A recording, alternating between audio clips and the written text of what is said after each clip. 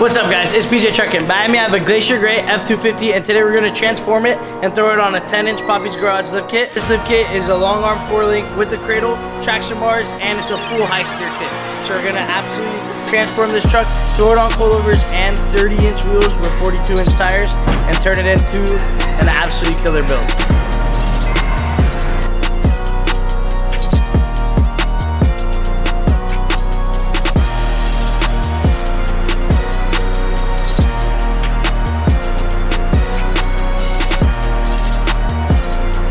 Alright guys, here we have the actual lift kit. It's actually a full 10 to 12 inch kit with high steer. You guys will see here we have the cradle, 4-link, and traction bars laid out. If you guys see the white, it's actually kind of flat. It has no flake at all. It's kind of like a creamy white, which is kind of cool because we always do cosmic white instead of, you know, like a different kind of white. You guys will see how sick our welds are coming out. And our rear truss that's gonna go over the axle and our Super Duty coilover conversions. You guys have seen us use these coilover conversions on the channel before. This is basically gonna go ahead and cut off your factory nipple, throw these coilover conversions on, and then bolt your resi mount in here, which is billet and not the hose clamps like the other lift kits. You guys will see we have the truck in the air already. So if you look right in here, you guys will see we already mounted the high steer track bar bracket, which literally retains the factory holes from your normal track bar bracket, and then you're gonna drill these two in, just kind of from our extra support. And then you'll be able to actually have a high steer conversion on the top, and then the truss will do the bottom work. I already drilled the holes for all the cradles. Manny actually show Manny. Manny actually drilled them in 20 minutes. You want to teach your employee how to drill. Good thing about the cradle, guys, is that you can use existing bolt holes on both the front and the rear to mock you up and get the 3 bottom rivsert holes lined up.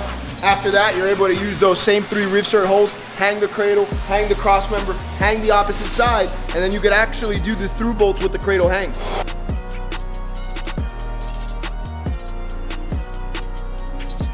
So this front truss does all the things PJ was talking about. Obviously, you have the relocation of the track bar for the corrected geometry for both of our kit options. Whether you're doing the 10 to 18 range, we're gonna make you bolt in a selected bolt hole, or if you're doing one of the big kits from 18 to 24, you're gonna use a secondary bolt hole. Regardless of which one you use, we're gonna have a layover that's gonna cover that bolt hole, and that will allow you to not see the secondary bolt hole. The main best part about this truss is that you're gonna use your existing lower spring coil perch bolt hole locations to bolt this down. Not only is it fixated at that point, but then it has this clamping system that we're talking about. It actually clamps the center of that diff with the diameter of the tubing. This clamping lower brace, which is what we like to call it, is also serving the purpose of a dual steering stabilizer bracket. So not only is it gonna bite down nicely, it'll also serve its purpose as a dual steering stabilizer bracket, and it also bolts to the original coil perch locations.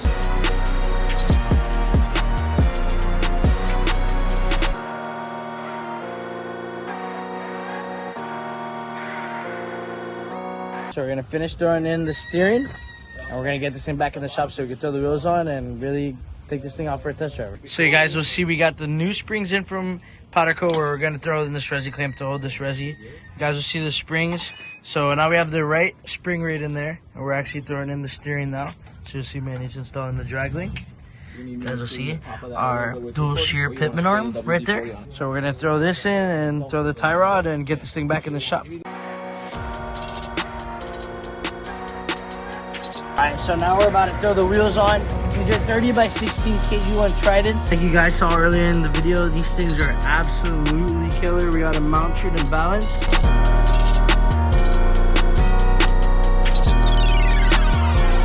So we talked about this earlier, and you saw in our high steer system that we're gonna have 2 bolt holes here. The coolest feature about this is that no matter what kit you're doing, you're gonna be able to select your bolt hole, and with the layover, we can cover the one that you're not using. If you ever wish to take this kit up another notch and basically run the Mega Cradle kit or run the 18 to 24 inch kit, in theory, all you'd have to do is remove this layover, change the track bar from this bolt hole to this bolt hole for the new corrected geometry, and we'll supply you with the corrected overlay.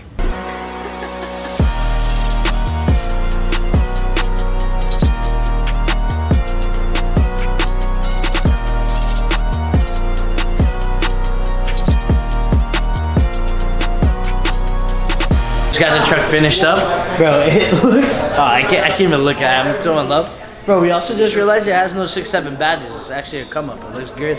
But we're about to pull this out for the first test drive. It should drive identical to the last Glacier Gray truck we built, but it is a little bit bigger, so we're gonna hop in and see how it rides. All right, guys, we're hopping in for the first test drive. The last truck we put on this suspension was absolutely killer. It happened to be a 2024 Glacier Gray F250 as well. Bro, Manny, what do you think, man? I love this setup, man. This has got to be the best driver setup. Anybody that's driving this truck every day, whether you're a contractor or you're, you know, whatever. If you have an F250 and you use your F250 and you're not, you want to lift your F250, but you don't want to take it above and beyond that, you feel like it's not drivable or parkable, this is the setup to get. Everybody looks at this truck. I mean, everybody that's around is always looking at the truck. If you have any form of work where your job is your actual marketing piece or your advertising piece, this is obviously a great way to market your company and your business model. You know, it's a statement wherever you pull up, but it's still extremely drivable. And at this height, since you still have the factory leafs, technically full towing capability is still there, you know? All right, man, how's it steering? It's perfect, man. And pretty much for like our first setup, steering wheel's not too bad. You know, we do a good tape measure alignment, I think, honestly. But the best thing about this height is having both the steering bars at such a nice angle. Obviously, I think, you know, everybody knows that having a panhard bar and having your drag link parallel is optimal, but having them close in length as well is very, very important. That way, when your sweep ratio changes, you know, your angles are going to start to change and they're going to start breaking away from that parallel plane.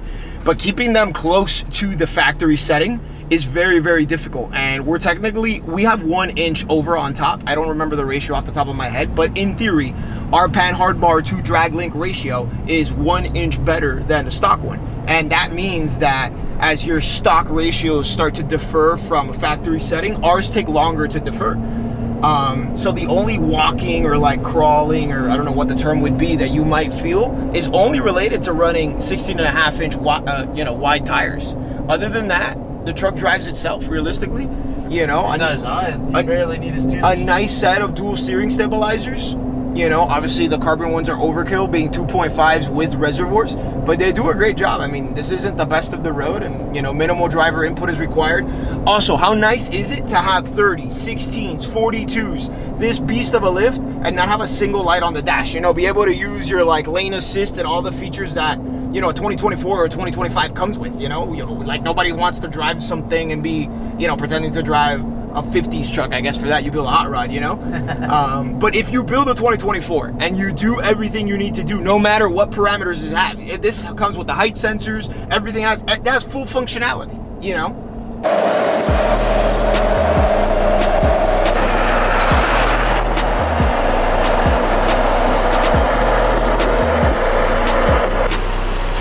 All right, guys, we're getting to the airport now. We're about to surprise Fernando right now. Nope.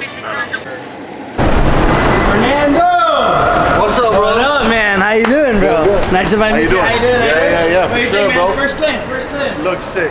Yeah. Dude, Better than expected. Yeah? Yeah, bro, for sure. What do you think of the height? What do you think of the height? Looks crazy, bro. Perfect. All right, so now we're gonna head back to the shop and run them through it.